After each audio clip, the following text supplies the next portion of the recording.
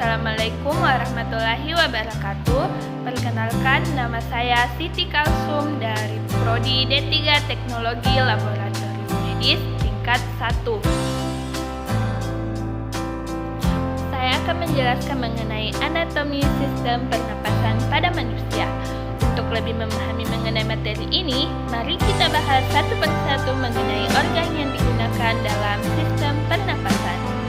Pertama, pada hidung ada pangkal tenggorokan atau laring, kedua, batang tenggorokan atau trankea, ketiga, cabang batang tenggorokan atau bronkus, dan paru-paru. Fungsi dari organ-organ tersebut adalah sebagai berikut. Pertama, pada bagian hidung. Di hidung ada lubang hidung yang berfungsi sebagai tempat masuknya udara, bahkan debu dan kotoran bisa masuk melalui lubang hidung ini. Lubang hidung juga merupakan organ yang berhubungan langsung dengan rongga hidung. Di dalam rongga hidung terdapat beberapa bagian yang berfungsi untuk menyaring kotoran dan debu yang ikut masuk dengan udara. Yang kedua ada rongga hidung. Rongga hidung berfungsi sebagai tempat masuknya udara dari lubang hidung yang diteruskan ke tenggorokan. Di samping itu, rongga hidung juga menjaga kelembapan suhu dan tekanan udara. Di dalam rongga hidung terdapat selaput lendir atau disebut silia. Dan yang ketiga ada silia.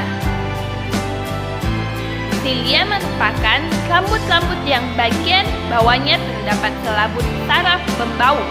Fungsi dari silia ini adalah menyaring debu dan kotoran yang masuk dengan udara, sehingga debu dan kotoran tidak masuk ke dalam sistem pernapasan kita. Selanjutnya ada olfaktori atau serabut saraf pembau. Olfaktori atau disebut serabut saraf pembau ini berfungsi menerima rangsang berupa bau. Ketika ada aroma di dekat kita, saraf pembau akan menerimanya dan melanjutkannya ke otak, sehingga kita dapat mengetahui bau tersebut. Nah, bagian selanjutnya adalah membran mukosa.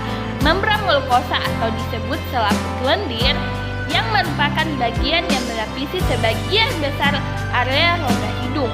Lapisan ini berfungsi untuk membuat udara yang kita hirup lembab dan hangat. Sehingga selain itu, membran mukosa juga berfungsi untuk menyaring udara. Proses ini memungkinkan udara yang masuk ke paru-paru sudah dalam keadaan bersih dan siap diedarkan ke seluruh tubuh manusia. Organ selanjutnya yaitu laring. Laring merupakan organ yang melindungi trankea dan terlibat dalam produksi suara. Laring disebut kotak suara karena di dalamnya ada pita suara. Ini merupakan suatu saluran yang dikelilingi oleh 9 tulang rawan yang salah satunya adalah pada pria dewasa yang disebut dengan jakun.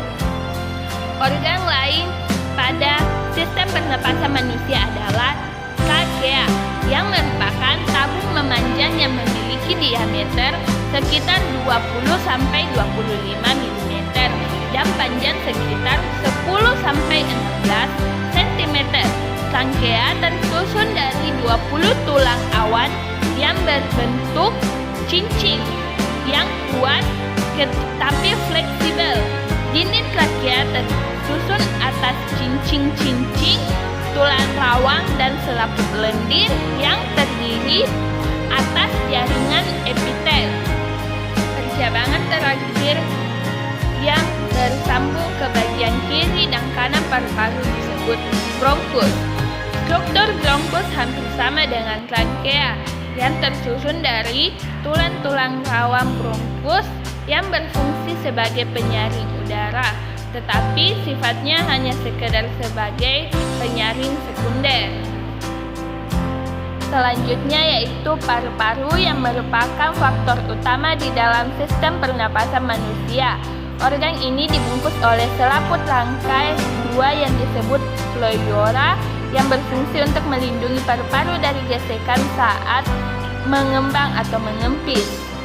Nah, sekian video saya pada sistem pernafasan. Sampai ketemu di video selanjutnya.